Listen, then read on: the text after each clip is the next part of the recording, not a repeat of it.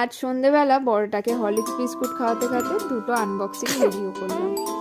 প্রথমটা তো দেখতেই পাচ্ছেন, হাগিস, যেটা ছাড়া এখন নির্মমরা চলতেই পারে না। আর এনারা দুজন চলে এসেছেন, সাথে আছে বড় পিপির মেয়ে গিনি দিদি আর ছোট পিপির মেয়ে শ্রুতি দিদি, যিনি মুখ দেখাবেন না। আর ইনি বলছেন এটা আমার।